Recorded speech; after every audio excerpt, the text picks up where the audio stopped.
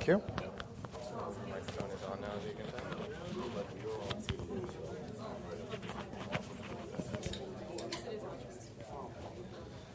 Is it, yeah. Okay.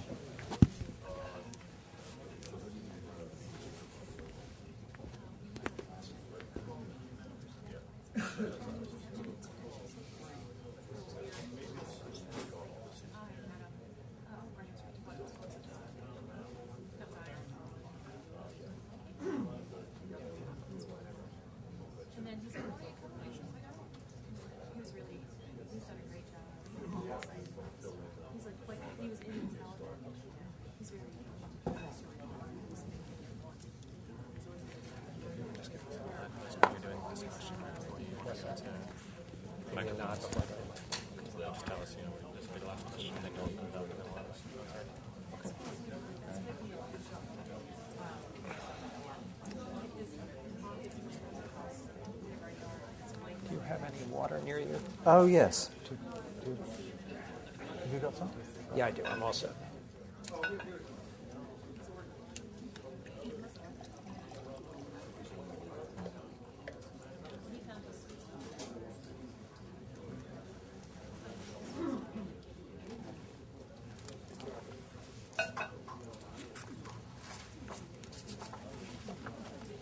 Good afternoon. Is this on? Good afternoon, ladies and gentlemen. I'm Elliot Gerson from the Aspen Institute. I'm delighted to welcome all of you here this morning. See lots of familiar faces, some new faces. This is our kickoff of our series for the fall, and I want to give a special thanks to Joe and Alma. Can't hear me? It's not working? Can someone? Tarek? Aha, I can hear myself now. So I will welcome you all again, and also thank Joe and Alma Gildenhorn for funding this series, the first one of the season. And we are absolutely delighted to have Anthony Appiah here with us today. I strongly recommend the book, and I'm sure all of you, after you hear this, will be interested in getting it. How Moral Revolutions Happen, The Honor Code. You all have a biography of Anthony Appiah, so I won't go into it in great detail, but it's a remarkable man if you haven't heard him at Aspen events before or elsewhere. Born in London, where his father was a law student, returned to Ghana, where he spent much of his childhood. His father, a very distinguished lawyer and diplomat. His uncle and his great-uncle, both kings of the Ashanti region of Ghana. His mother, a distinguished English novelist, hailing from a very distinguished family that Anthony spent time with when he was back in England. His grandmother was the widow of a gentleman who was the Chancellor of the Exchequer. So he comes from enormously distinguished family lineage in both England and Ghana. He was educated early in his life in Ghana and then in Gloucestershire and Dorset and eventually the University of Cambridge as an undergraduate, and also where he did his doctoral work. And from there began a very distinguished career in philosophy, which has since branched out to many ancillary fields. He's also a novelist. He's written not only important works in aspects of philosophy like semantics that probably many of us don't have much time to read, but also in popular culture, African history. He's collaborated with our good friend Skip Gates, who's an Aspen trustee. Matter of fact, he's told me he's heading off to Boston for Skip's birthday party, so we all wish him a very happy birthday. And I think probably you've been familiar with some of his previous books. But today we're going to talk about this work, which I also think is a wonderful book in the Aspen context, Many of the things, of course, that we discuss here in these sessions are either speakers or people who've written about important topics in contemporary public policy. But the roots of the Aspen Institute, of course, are very much in the humanities and even in moral philosophy. A number of you in this room, I know, have taken the Aspen Seminar, which we used to call the Executive Seminar, and it's still at the heart of much of what we do at Aspen, and sort of is the spirit behind the way in which we operate. And we still have many people each year who gather together to ask questions about how do one lead a good life, a very Aristotelian question. What is the concept of a good society? And this book is very much in that tradition. And one of the things that Anthony tries to do here is restore the concept of honor and how it relates to human dignity to a very important place in the philosophical canon. But before we jump into the book and the wonderful things that he describes in the book, both historically and then contemporary issues, I guess I have to ask if what your reaction was to the sort of pre-book launch event to get everyone thinking about honor in Washington. Of course, Glenn Beck's Restoring Honor. I mean, is there some significance to his choice of the word honor, and it relates to why you think this is such an important concept? Well, I do think it's an important concept, and I do think that there's and I do think, as he does, there's a problem about America's honor. I suspect that we have different views about what the source of our dishonor is, but I think that honor is actually central to something that's very American, whether you're of Glenn Beck's politics or some other kind of politics, which is patriotism. Because I think that if you ask what the central preoccupations of patriots are, they have to do with the honor and shame of your country. I mean, the psychology of patriotism manifests itself in pride when your country does honorable things and shame when it does dishonorable ones. And if someone tells me they're a patriot and doesn't manifest pride when we do great things and shame when we do bad ones, I don't believe them. Now, they may fail to... and so the thought, my country right or wrong, which is said to be a patriotic thought, isn't the thought that you're on the side of your country, you agree with your country whether it's right or wrong. It's the thought that your fate, your honor fate, is tied to the fate of your country when it's doing bad things and when it's doing good ones. I hope that everything I just said would be uncontroversial between me and Glenn Beck. I mean, then when we started picking the sources of dishonor, we might disagree. Mm-hmm. But I hope that it can be as it were, a multi-partisan thought that caring about the honor of your country is an important thing for people who care about their country to care about, and that it is very important, especially, I think, in a democratic republic, where we are jointly charged with the responsibility of making the big decisions about who's going to run the system, and then giving our input in public debate about what we shall do. One of the stakes that you have in that isn't just that the government does things for you and so on, but that it's your honor. Your honor is tied up with the honor of your country. If you have that kind of patriotic engagement, which I find myself with in the United States, even though I'm a late comer to American citizenship. I wasn't born an American citizen. But I do find myself proud when we do the right thing and ashamed when we do the wrong thing. And I guess that makes me a patriot. Well, we'll come back to this notion of national honor and the role you argue that it plays in many moral revolutions. But before we do that, how do you define honor? I mean, what? Right. There are good reasons why philosophers recently have been a bit unwilling to answer definition questions in the way that they used to be thought to be committed to. It used to be that philosophers just began everything by defining things. partly as a result of work in the philosophy of language, which I could talk about, but it wouldn't interest you, and partly for a number of other reasons, I think, philosophers are less inclined to offer kind of, paragraph-long or even sentence-long definitions anymore. So I want to say that I don't want to give a kind of necessary and sufficient conditions, old-style definition of honour, but I want to say that these are the things that you should look for when you're trying to identify where honour lives in a society. First, honour involves, and I think this is close to his definition, it involves an entitlement to respect. So if you have honour, you are entitled to respect of a certain sort, positive respect.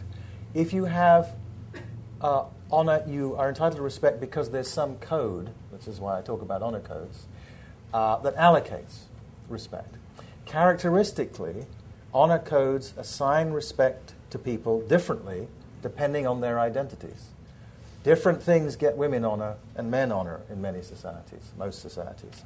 Different things in early 19th century Britain brought honour to gentlemen from the ones that could bring honour to working people. So identity plays into these things in that way, and the sort of the conditions you have to meet in order to count as worthy of respect depend upon your identity, your standing, often in some system. And finally, I think in any honour system you've got to have both individual honour, that is, entitlements to respect where the respect is directed at you for things that you have done, achievements of yours, or qualifications of yours which aren't achievements, and some kind of collective honour where you can gain honour, as I just suggested we do when our country does great things, without actually doing anything yourself. Many Catholics have been shamed by what's happened recently, by the uncovering of this appalling history of abuse of children in the Catholic Church. The people who are ashamed about it are not just the people who did it. Unfortunately, they're not shamed enough. It's other people who feel their stake as Catholics engaged in this, and of course there are Catholics who feel proud of John Paul II. I mean, there are lots of things for Catholics to feel proud of as well. So I think those are kind of the things that I would go into the mix of saying that's what I'm talking about when I talk about honour. I'm talking about an entitlement to respect. I'm talking about an entitlement to respect that's associated with codes and identities. And I'm talking about something that you can get individually, but also that is in virtue of things you've done or failed to do, but also because of things other people do with whom you're connected by these large identities.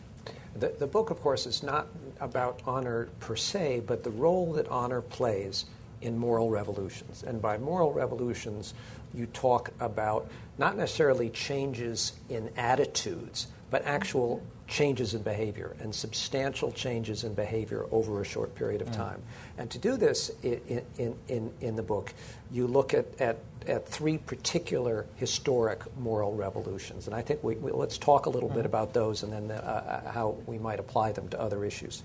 The collapse of the duel, the end of and particularly in the context of Britain, the end of foot binding, which was a practice that lasted 1,000 years among the elite in China, and the end of Atlantic slavery. But you really focus on the abolition movement in Britain, and in each case, you argue that the moral arguments about those practices being bad practices were well known and for a long period of time, but that wasn't enough for those changes to come to an end. The dueling, you said, was always murderous and irrational. Foot binding was always a hideous and painful and crippling practice, and slavery obviously always dehumanized people. So, first of all, why did you pick those three? And then let's look at each one a little bit. Okay. What attracted you to, why the duel? I thought, if I'm going to write about honor, I need to have one case which I can use just to explore the kind of psychology of individual honor. And the duel seems like a perfect topic for that. And there's a fine, I'm a philosopher, not a historian, so there has to be a fine secondary literature on the topic for me to be able to say anything interesting at all. And there's a fine secondary literature on dueling. And also, so when I was casting about for things to work on, when I knew I was going to write about honor, the more I learned about dueling, the less I realized I already knew. For example, I had no idea that dueling was murder under common law in England from at least the time of when Francis Bacon was Attorney General and Lord Chancellor in succession, obviously not at the same time. I had no idea that it had been anathematized by the Church both as early as the 9th century and that the Council of Trent, in that moment when the Catholic Church is re-establishing its definition of itself after the Reformation, took time in the midst of talking about serious theological matters to say that to reiterate the point that dueling is a sin, that it's a form of tempting God, and that it should, and that actually what the Council of Trent said was that a prince who authorizes dueling doesn't need excommunicating; he's excommunicated himself. And finally, so it's illegal. It's against the established it's church. Against the established church. Remember, England is a country where the head of the head of state is the head of the church. It's a deeply established religion. It's against the established religion. It's against the law. Everybody understands it's immoral, partly because they understand the reasons why the church is against it. It's, for one thing, it's a breach of the fifth commandment. I mean, thou shalt do no murder. It looks like two guys setting out to murder one another. And finally, especially in the Enlightenment, when sort of reason comes to be a major topic of conversation, everybody understands it's a completely crazy practice because who wins doesn't depend on who's right. And, nor even who's a good aim. No, because the 18th century dueling pistol is a fantastically unreliable weapon. And many of the people who engaged in it, I discuss at some length in particular. So anyway, so it's everybody's against it, and everybody feels they have to do it, right?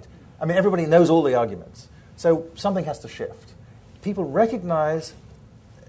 Even people like David Hume, who thought the duel was ridiculous, and he was unusual in thinking that, nevertheless says that it's a noble thing to do, and even he, who understands all the arguments against it, feels the pull of honor.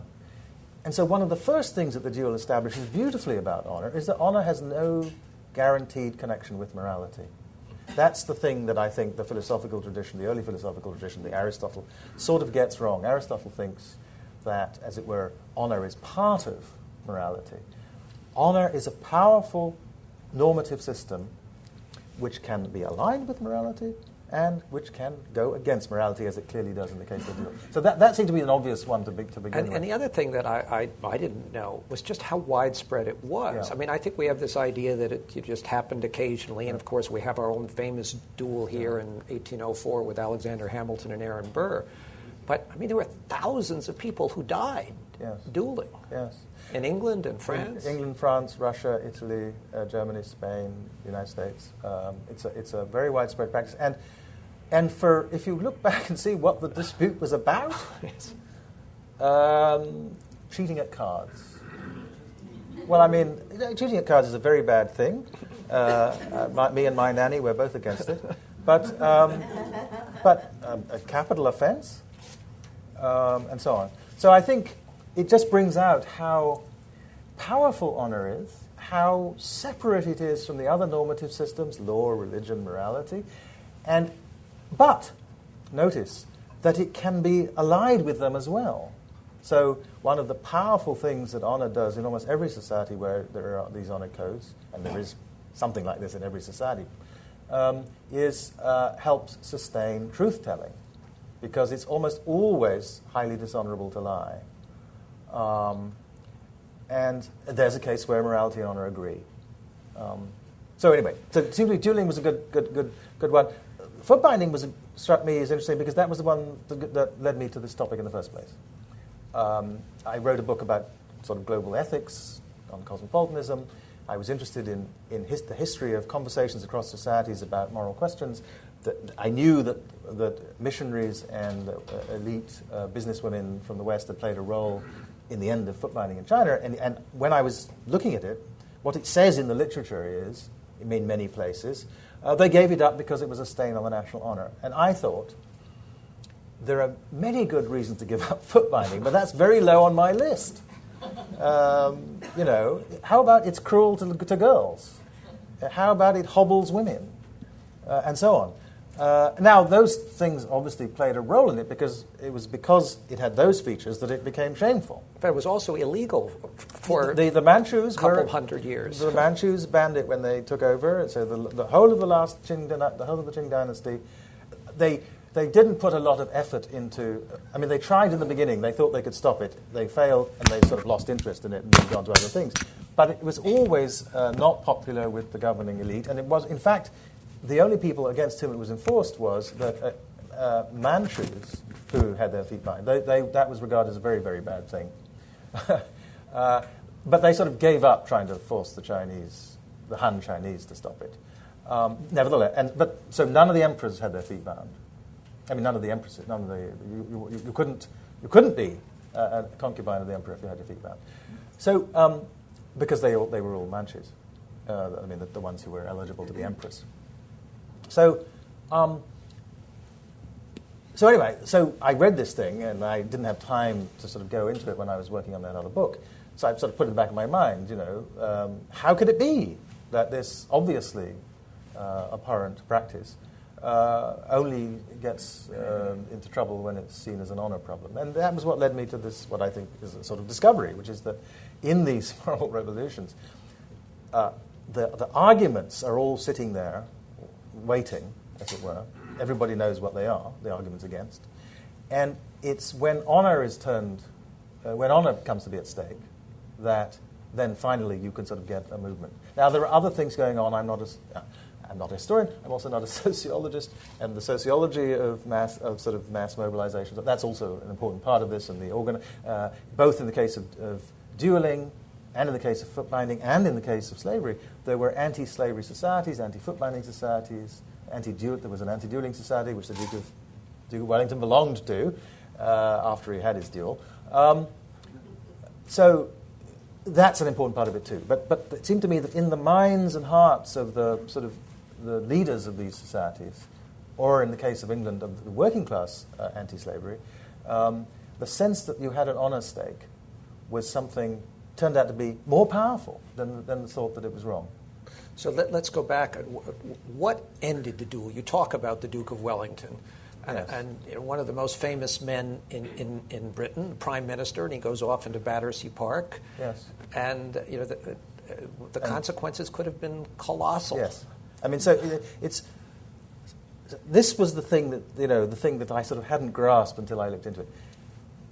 The Duke of Wellington, the greatest living Englishman, the most famous man in Europe, the victor of Waterloo, the conqueror of Napoleon, the hero of the Peninsular Wars, the hero of the Raj, who had fought battles all over India, Prime Minister of England, and therefore the first minister of the head of the Church of England, right?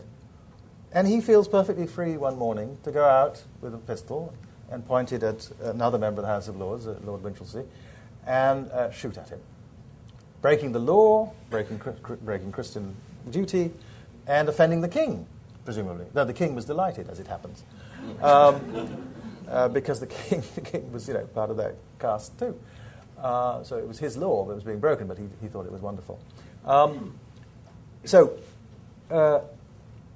Wellington does this sort of completely amazing thing, and there's some dispute about whether he should have done it because if he had been shot, this was a period of political instability. It's a little bit before the Great Reform Act.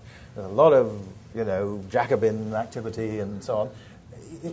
The idea of the Prime Minister being shot in the middle of this thing would have been destabilizing, especially because he was dueling with Lord Winchelsea, because Lord Winchelsea was the leader of those who were opposed to Catholic emancipation. And he was dealing with him because the Duke of Wellington, in part, had changed his mind and was now supporting Catholic emancipation in Ireland. And Lord Winchelsea thought he was defending the Crown and the Church by breaking canon law and the law of England.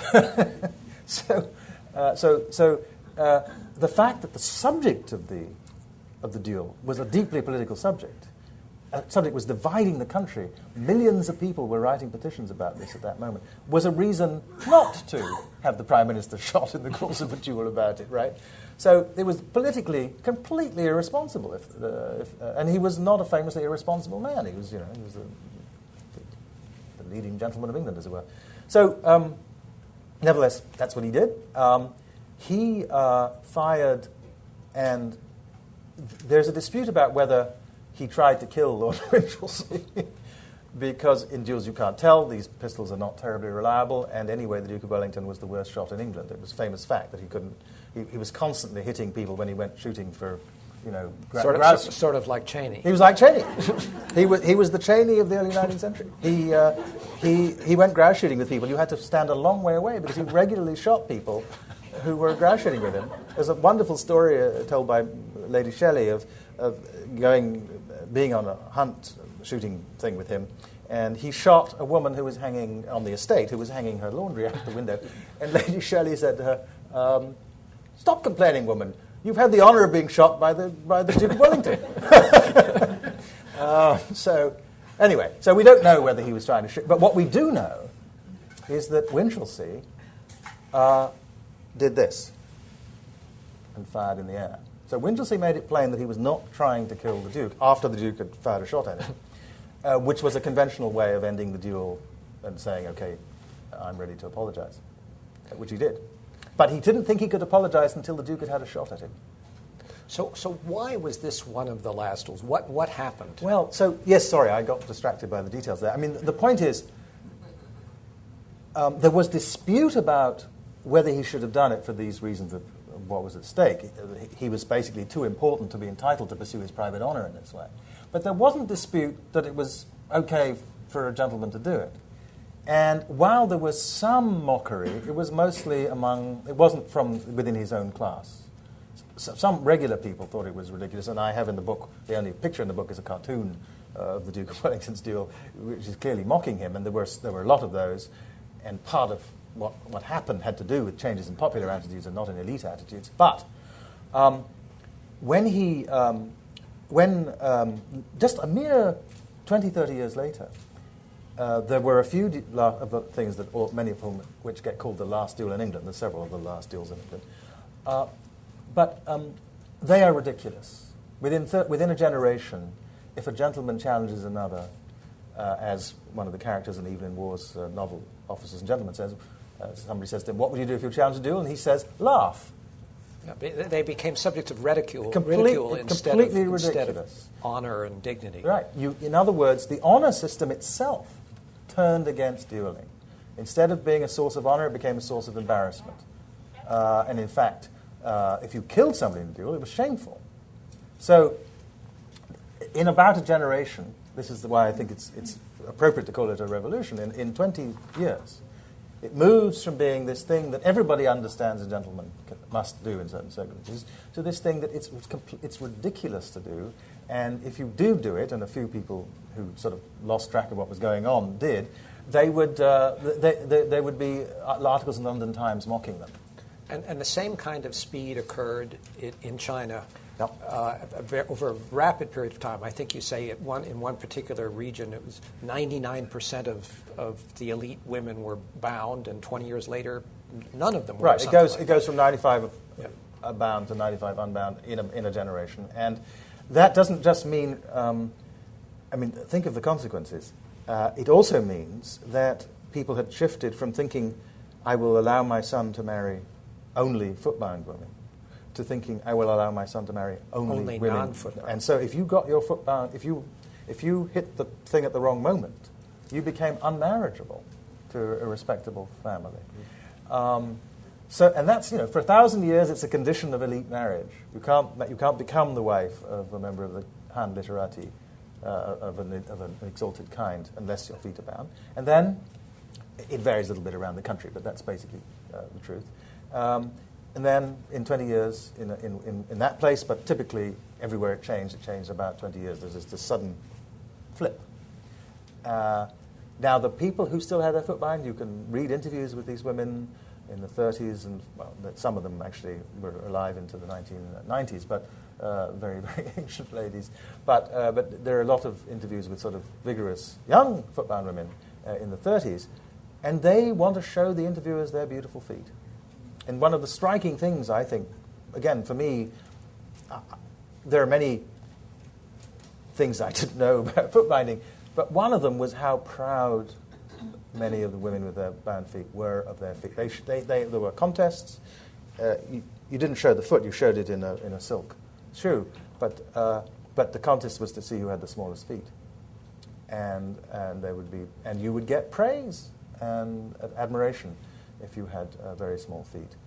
And these women showed them foot bound and unbound to interviewers and said, "Isn't that lovely?" And if you look at it, you think, that looks like a grotesquely malformed, foot. Well, we'll come back to honor in the context of women when we look at honor killing in Pakistan. But let's first talk about slavery. And there's some different things about slavery. Obviously, unlike the foot-bound women, slaves didn't think slavery was a good thing. No. And but similarly, the moral arguments against slavery were clear, were well understood. And yet, in that period in Britain, the change was dramatic and it was widespread across all classes. And what did you find were the causes of that particular moral revolution? So there are two phases of anti-slavery in Britain, because first the slave trade is abolished in 1807 after a campaign of less than 20 years. And then in the 1840s, slavery in the British colonies is abolished. I mean, in the West Indies in particular, which is the most important place in terms of numbers. There's huge amounts been written about the first thing everybody knows about Wilberforce. I thought I would look at the second thing, the process of actually getting rid of slaves. And the striking thing, again, about this, if you read the literature, is the involvement in British politics when, remember, working people do not have the vote at this point. That comes in the 1860s, around about 1860, I think. The first working class members of English Parliament, I think, are in 1862 or something, and they were both miners. They're not voters, and they're subjects of the crown, obviously, and therefore they're objects of legislation and political concern. But in the 1830s and 40s, working men's associations were involved in anti-slavery in a country where there were no slaves, in England, because Lord Mansfield had said that the law of England didn't recognize slavery. In England, it recognized it in India and in Africa and in the Caribbean, but it didn't recognize it in England. So whatever the exact legal situation is a bit unclear, but everybody basically thought that if a black slave stood on the soil of England, he was free. That's basically what people thought. It was a bit more complicated than that in reality, as things often are in the law, but that was basically what people thought. So no slaves in England, and of course working people didn't have slaves. And to the extent that they had an interest, a material interest, many of them were part of a new working class, an industrial working class in the north, in the mills. Working on cotton textiles. Where did the cotton come from? Slavery in the United States and the Caribbean. So they had no economic reason for being against it. You disagree with those historians who say that abolition became popular when its economic value declined. At least with these people, their interest lay the other way.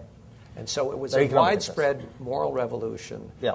And so why were the working class in England so opposed that it could lead to this? So I have a theory about this, which is, I said to you earlier, I haven't been able to find anyone articulate this theory already in the literature, but the literature on slavery is too vast to have surveyed it all. But it seems to me that, sort of, if you look at the evidence, this is a very plausible view. What they cared about what they saw with great clarity was that slavery equated manual labor with dishonor. And they were manual laborers. So they couldn't accept a system in the world that meant that only dishonored people could do the very thing that identified them. In the 1840s, you get for the first time large numbers of things called working men's associations. So they're not just working men. They're men who identify as working men. And the thought that, what does that mean? It means they work. And work in this context means manual labor, work with their hands. To have in the world, supported by your government, a system that equates that sort of thing with dishonor, well, that's dishonoring you. And so, of course, you're against it. You don't have to care about the slaves at all. It doesn't matter what happens to them.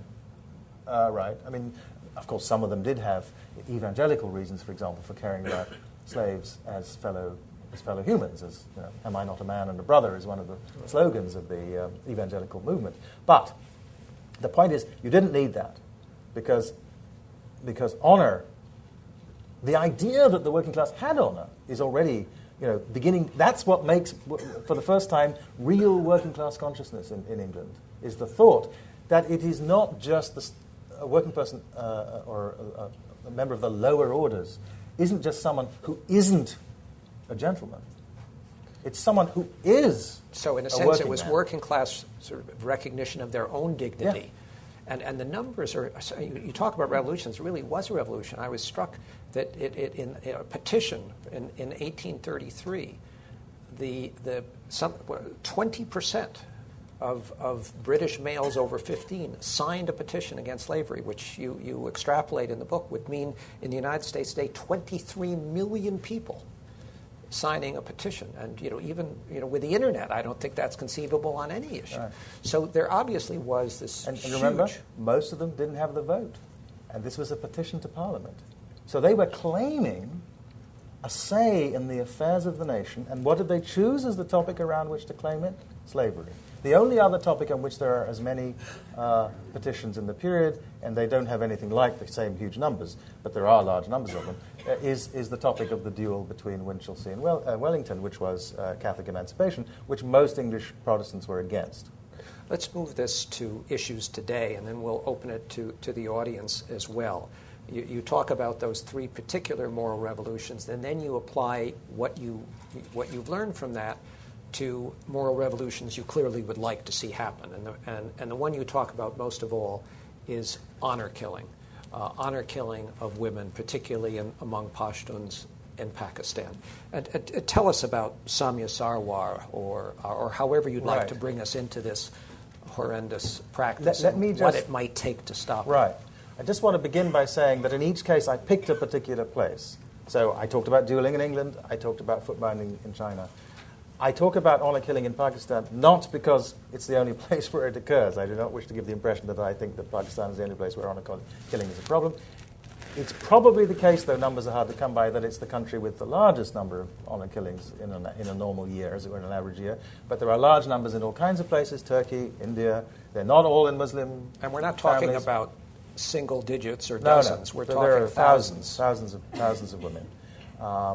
And there are very large Muslim countries like Indonesia where it doesn't happen basically at all. So I want to say all that because there are so many sort of distorted pictures of what's going on here. But nevertheless, it's a serious problem in Pakistan.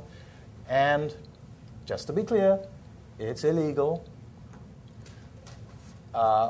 You can get fatwas signed by any number of Muslim legal authorities saying it's anti-Muslim.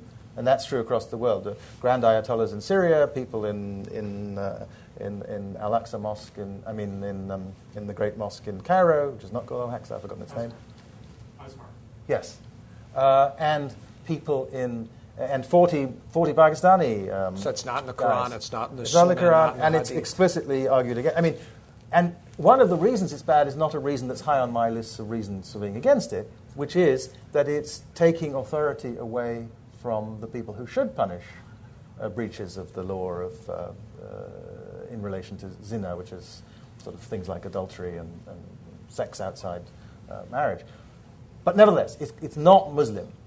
And in fact, in the places where it occurred before they were Muslim places, as it occurred in Catholic Italy until well into the 20th century. So that's all important because of the prejudices that are around this. But it is a very important problem in Pakistan, and it's a country where there's a significant proportion of the world's honor killings in any year. I can promise you there were a couple last week because without looking at the Pakistani newspapers. And it's not just a practice of sort of peasants beyond the view of the state. And so I start with the story of Samia Sarwar, who's the daughter, she's dead, the daughter of a very prominent businessman in the Pashtun part of Pakistan, in Peshawar, who was the head of the whatever it's called, the business bureau, as it were, in that town. His wife was a gynecologist.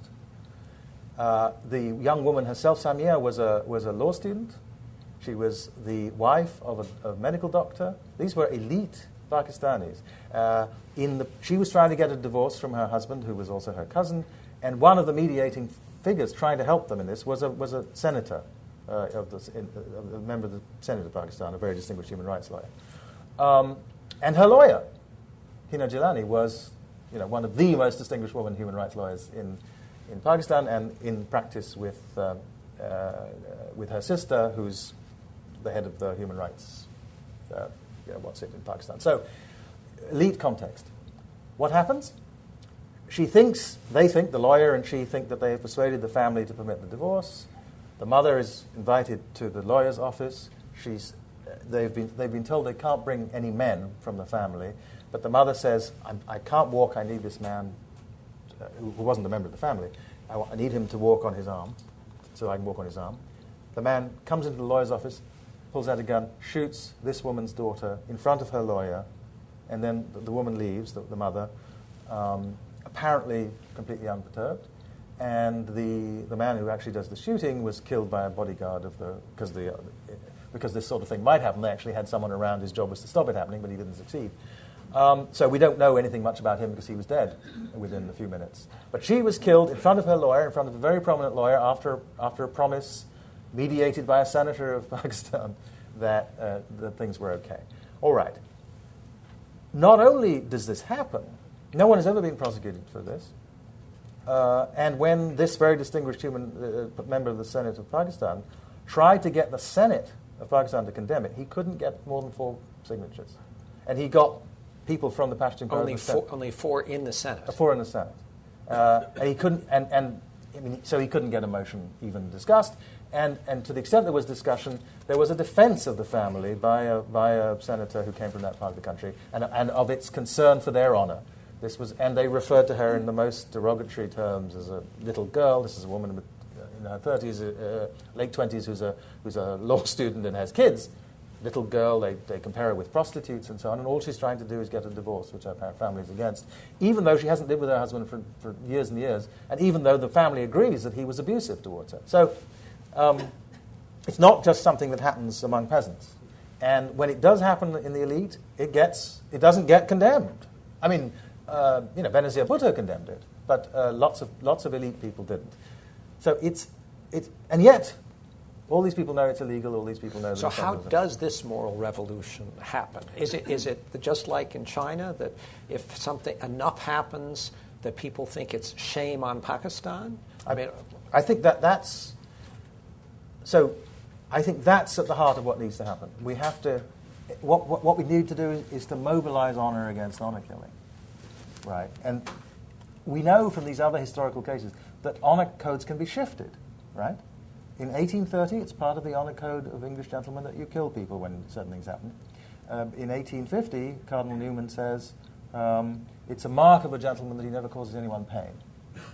So you can have shifts in codes, and you can have them under the pressure of concern for honor.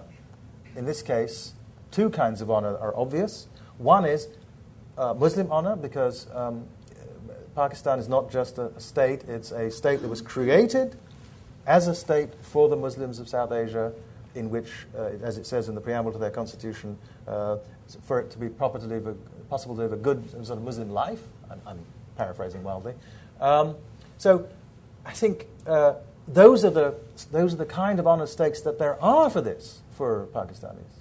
It really is true, after all, that we think shame on you for allowing this, that we think shame on the Senate of Pakistan for not being able to muster a thing. And when Asma Jahangir, who was Hina Gilani's sister, responded to this, she said absolutely the right thing immediately. She said, what kind of honor is it to kill an unarmed woman, right? She's not just drawing on notions of national honor. She's drawing on an internal tension within this code of honor. She's pointing out that within this code of honor, in which protecting women is also an important part of what you do, right? Killing a member of your own family is something that there's already, as it were, an honor reason not to do, even though there is also an honor reason to do it. And I believe that the internal honor pressure and the combination of that internal honor pressure with the pressure that derives from the honor stakes of Pakistanis and as Muslims means that and we see this. There are many organizations now in Pakistan working against this.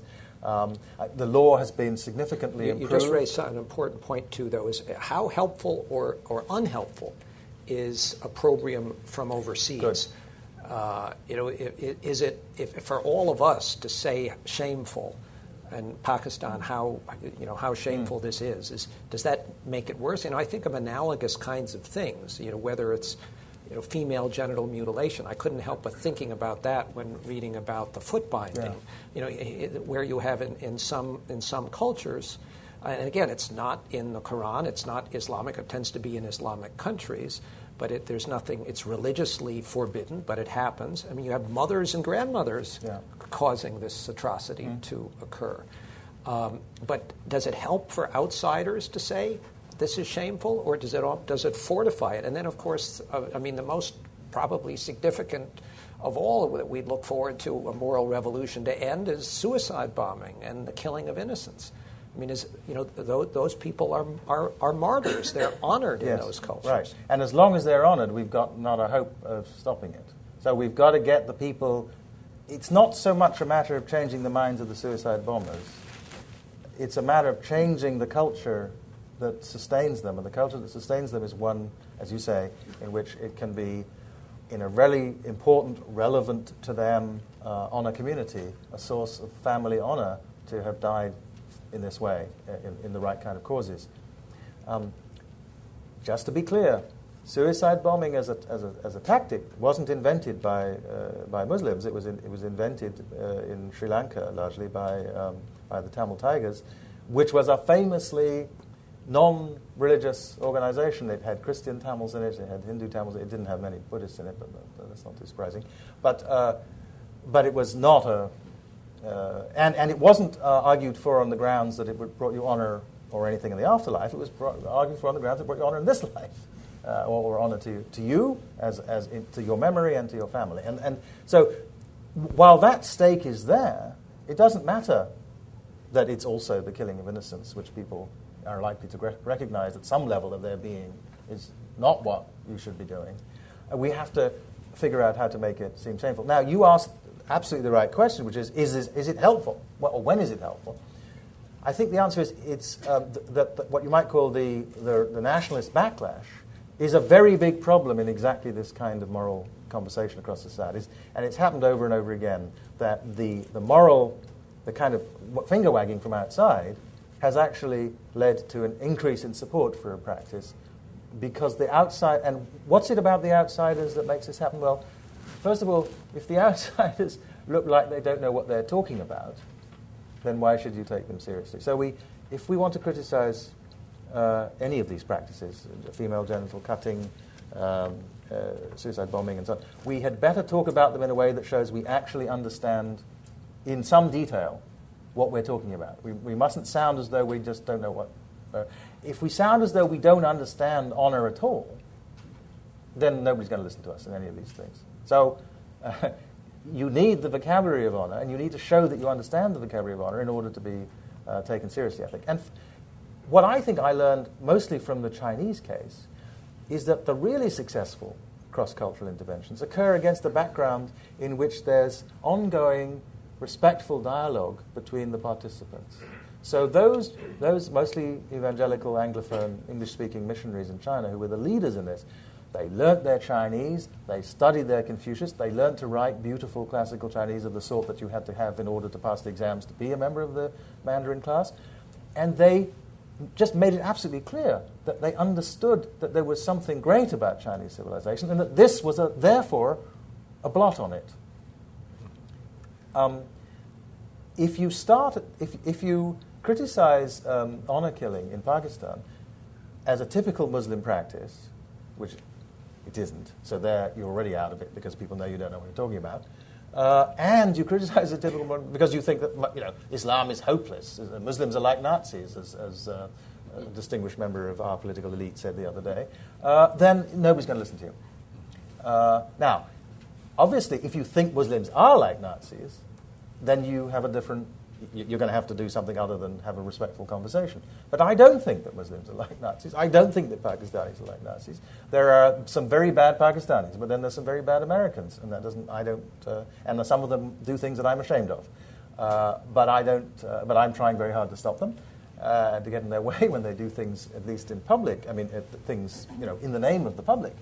And I think there is a powerful body of Pakistani organizations, often led by women, but not exclusively so, that are working on this topic. And probably the most helpful thing we can do is whatever they ask us to, whenever they ask us for their help. And we can help them in lots of ways.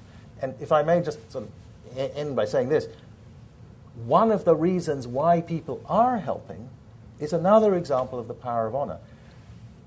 Many people are helping because they understand that honor killing is about dishonoring women. It's not about dishonoring Pakistani women. It represents a view in the world, as it were, about the inferiority of women. And so many of us, some women and some not, who think that that's a deep mistake, are engaged with this question from outside. And of course, women in particular are engaged with it because their honor is at stake. Swedish women's honor is at stake, right? Not just the honor of women in Pakistan, not just the sense that women in Pakistan are entitled to that respect, which is denied them when their honor murdered. That engages all of us. And so honor is at work in connecting us with this issue. It's at work in what I believe is necessary to make progress on the issue. And it's the problem. And so I don't think you can do much about this one. And I think the same is true with something slightly different about some other of the gender problems of the world today. I don't think you can do anything about it unless you start thinking about honor. Well, thank you. Fascinating discussion, fascinating book. Let me open it up.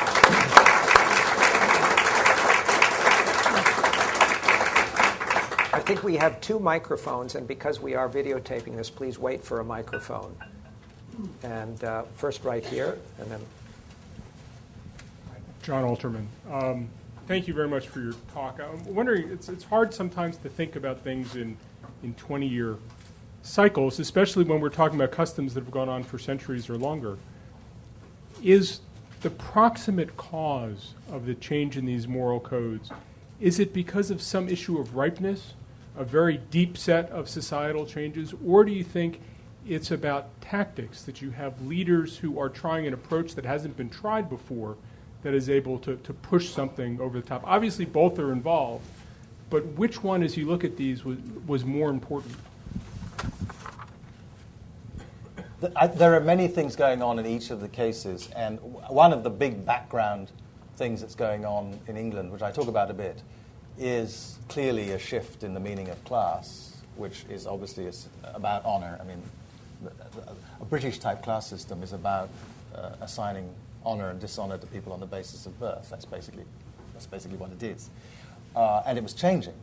I mean, it's not irrelevant that this dispute between Wellington and Winchelsea was about a bill that, among other things, was going to change the franchise, going to extend the franchise. And, of course, it was a couple of years before the Great Reform Bill. It wasn't such a great reform, in my view, because most of the working people of England weren't included in the franchise, but at least it extended it. And it also cleaned up some of the more astonishing abuses of the system. So many things are going on in these cases. I think that the honor engagement that you see in someone like Kang Yu-wei, who's my prototypical Mandarin, Chinese literati person whom I discuss in most detail, do reflect a kind of ripeness that was generated by the fact that for the literati, for that class of Chinese, that they had lived through half a century in which they kept losing from the British Opium Wars on. And they thought, we have the greatest civilization in the world. How can this little woman in England send 40 ships and command us to reopen the opium trade? How does that work? Why are we not able to do that? How can the French order us to admit Catholic, Christian, but in their particular case, Catholic missionaries all over our country, which we've never done before? We've never allowed foreigners to wander around. How can the Japanese, who are these pitiable neighbors who use our language, use our script, use our system of writing, beat us in the naval battle and force us into a humiliating treaty in the 1890s? So I think part of the background has to be a recognition that the system that this is part of is not working. And that's true with the class system in England that has to be reformed. It has to be reformed to admit what is now the powerful political class, which is the class of people who are getting rich in business, the new business class, and also a more effectively organized government. It's more bureaucratic and so on. You can't leave government in the hands of people whose qualification is that they were born to a title and have a larger landed estate somewhere and so on. So the system isn't working, as it were. And I don't talk about this in the book, but since you asked the question, I think that is an important part of the background. And I don't particularly talk about it in Pakistan. But one thing that's clear to me, I haven't spent time in Pakistan, but it's easy nowadays to read the Pakistani newspapers on the web. There's something not working in Pakistan, right? And the elite knows this perfectly well. And lots of ordinary people know it too.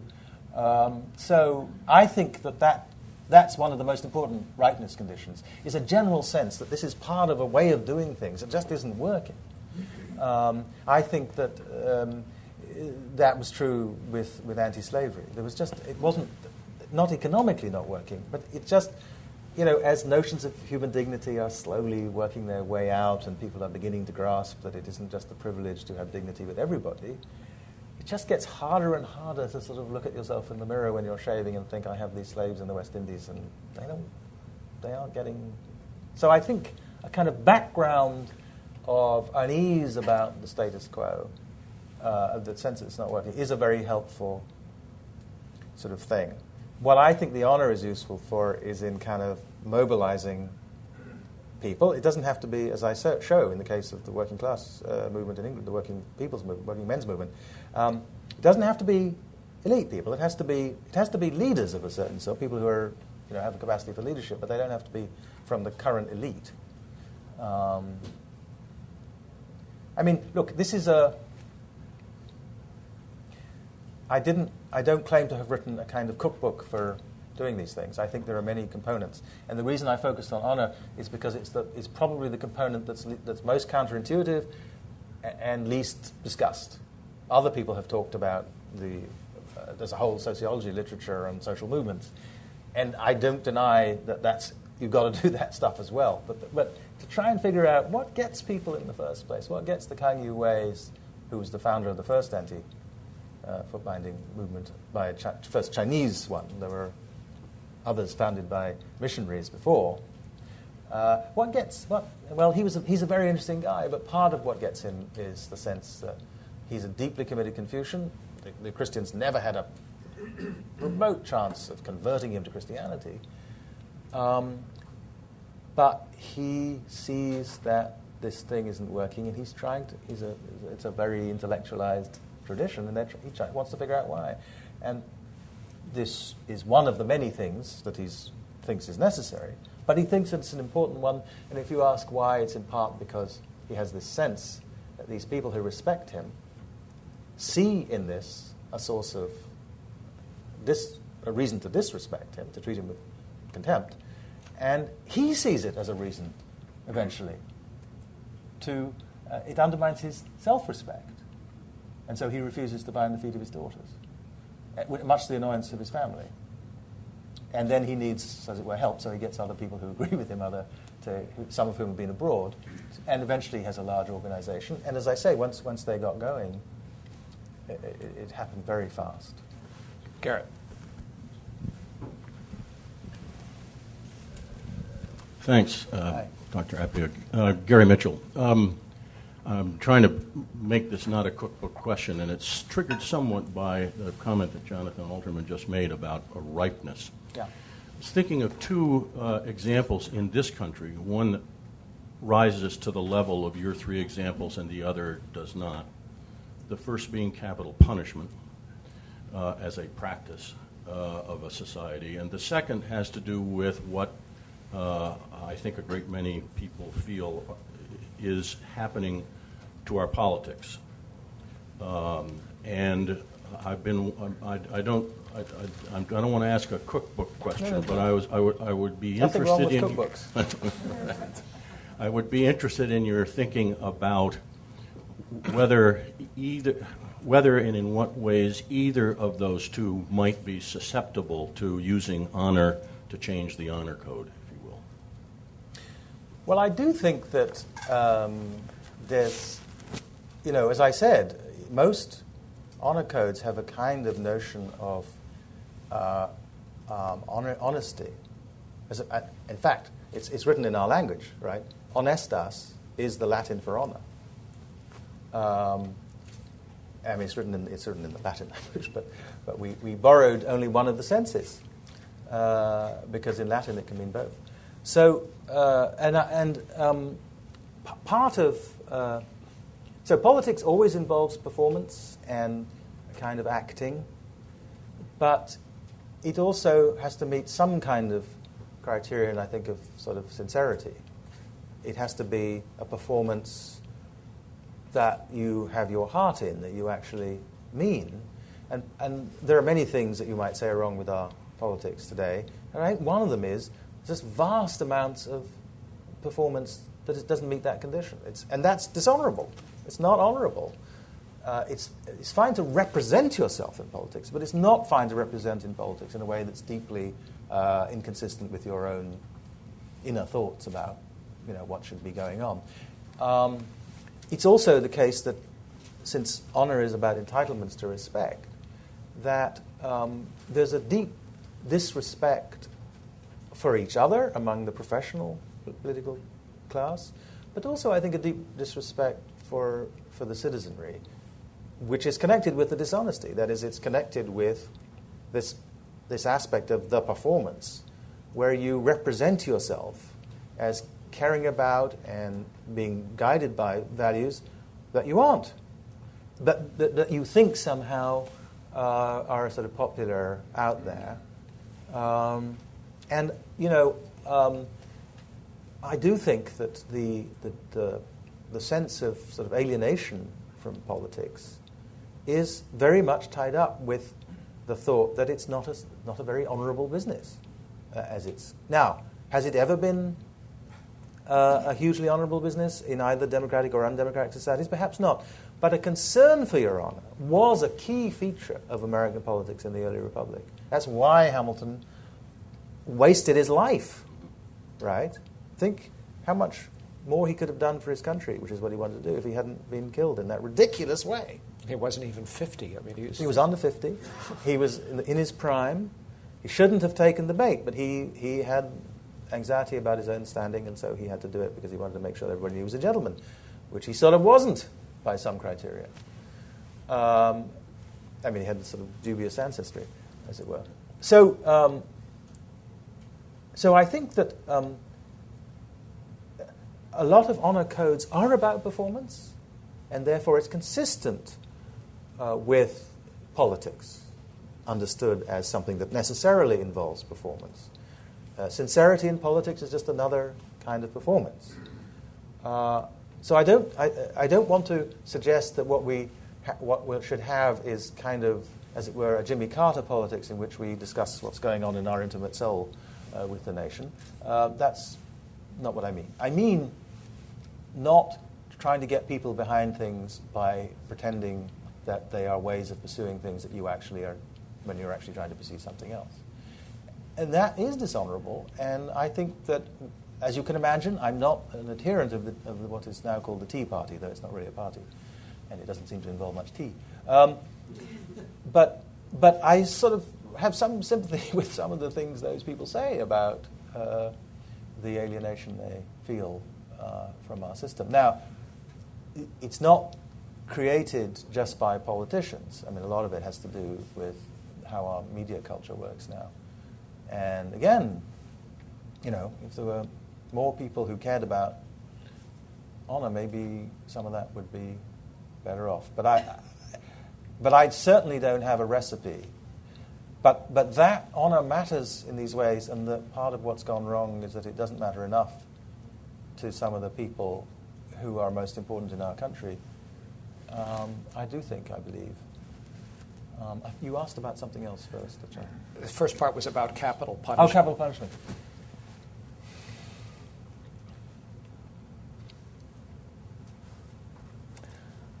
I have sort of very complicated views about capital punishment. I mean, there's my own feelings about it are very complicated. But what I do think is this: that if you look at what's involved in actually doing it in a rule of law society, it's probably not possible to do it in a way that fits with my conscience anyway. Even though many of the people whom we execute are people who've done terrible things of the sort that, if one could get rid of the mess, I wouldn't myself think made it inappropriate to think that we could execute them. So now,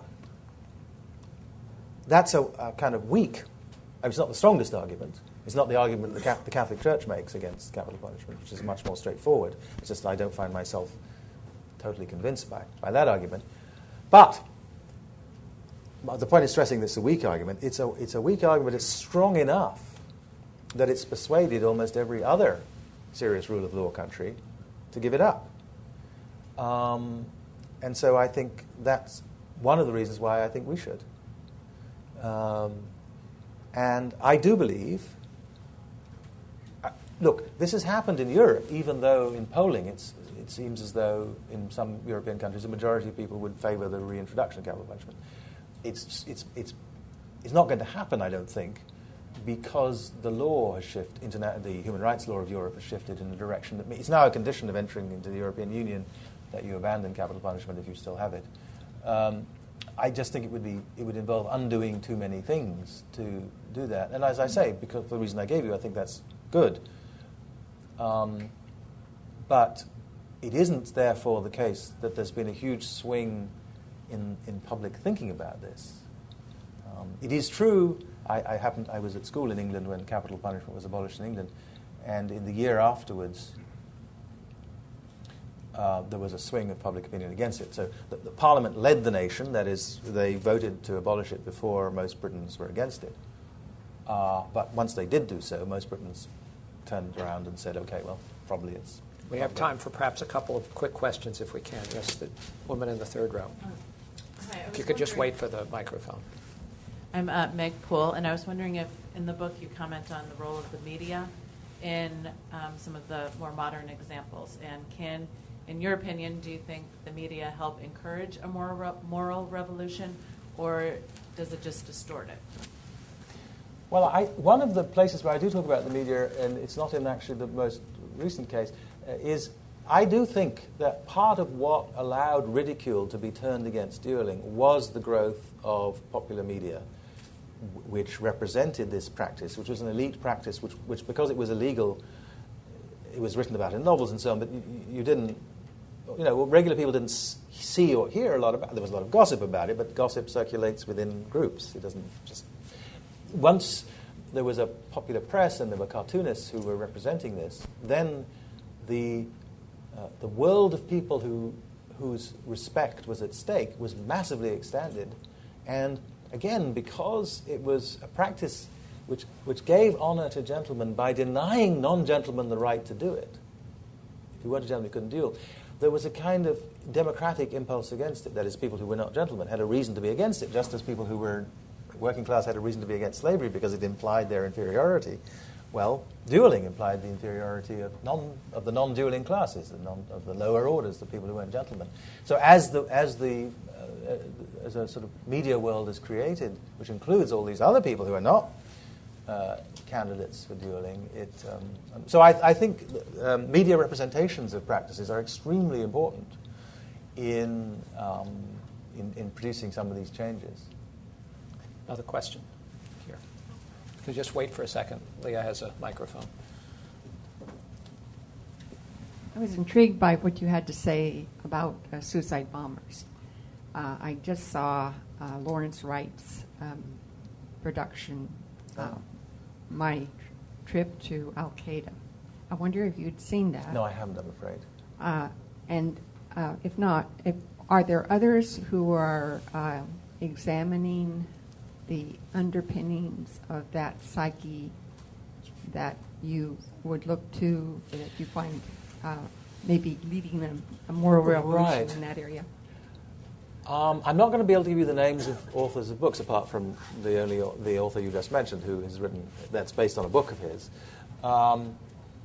But, again, I do think that at the heart of much of the resentment that drives what we call jihadi Muslims, not my favorite way of characterizing things, but still, you know what I mean when I say that,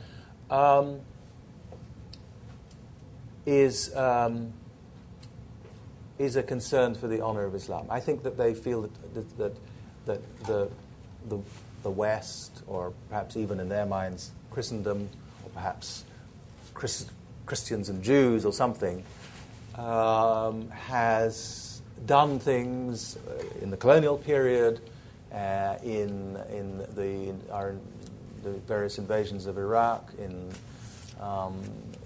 supporting the Shah in Iran, and of course in supporting Israel, which have which reflect a kind of contempt for Muslim people and for Islam. And if you feel like that, first of all, they're right. Lots of people in the West do have contempt for Islam, and I do believe that plays a role in making certain of our policies more acceptable than they would be if they weren't being directed at Muslims or societies that are identified as Muslim. I think that's all true. But if you think that, and you are a Muslim, then you've got an honor stake in the world, and you sort of lash out, right? After all, individuals do that. You go into a bar in let's pick somewhere in the South, because that's the most honor preoccupied part of our country. So let's say Tuscaloosa. Go into a bar in Tuscaloosa and insult a man's wife, and see what people do when they think their honor has been infringed, right? If you're lucky, he'll ask you to take it outside, but he may start before then. So I think it's just on a global scale. It's sort of that phenomenon, and if you don't want that response, then you have to learn how to begin to make it true that you don't have contempt for Muslims, and then manifest that lack of contempt by respectful dialogue with Islam and with Muslims. We just have a minute. Let me use moderator's prerogative and ask just a last question, and then Anthony will be answering. Will be signing books. Is there a moral issue that we haven't mentioned today that you would hope 100 years from now people would look back and say, "What were we thinking?" Off the top of my head, I think of three. One is the scale and the character of incarceration in the United States.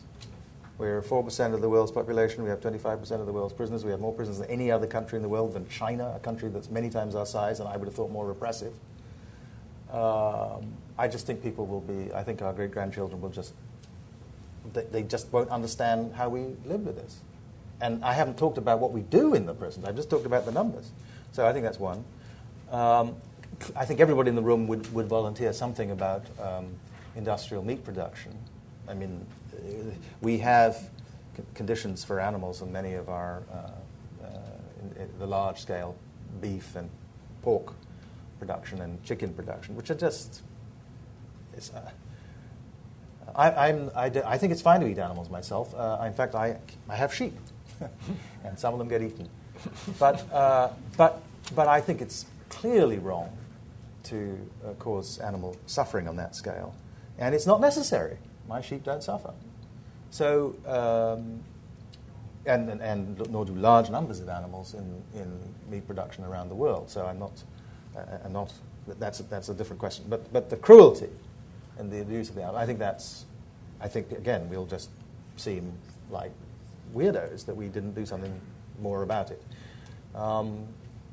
I think this is probably more controversial in this room anyway, but it wouldn't be controversial in my hometown. I think that the way we handle relations between older people sort of towards the end of their life and everybody else is really screwed up in our society. Tell us quickly what you quickly, mean by that. The difference between... so my mother, who was British but died in Ghana, died at home, surrounded by people, treated respectfully even as she was losing her faculties. Not by just family, but by everybody. Everybody came by.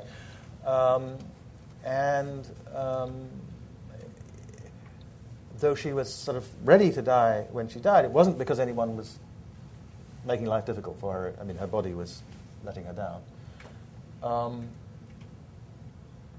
I think about whether I could have managed that for her in this country. And I don't, I'd have had to be much richer than I am, I think, to produce that for her. Just sort of, if you've got a family, it's very hard in Ghana for older people who don't have family. That's a shame in Ghana. We don't do nearly enough. One of my mother's great projects when she was younger was working to improve the conditions in homes for elderly, indigent people in my hometown. But if you have a family, they have a sense that they have a set of responsibilities to you. That I think is... sort of, to get back to your notion of dignity, it's maybe the ultimate dignity, death with dignity. Death with dignity. And end of life with dignity, not just, the last period of your life when... obviously some people are completely vital and don't need any of this. I'm not talking about them. But if you do need it, I'd rather hit that time in Ghana than here. Thank you very, very much.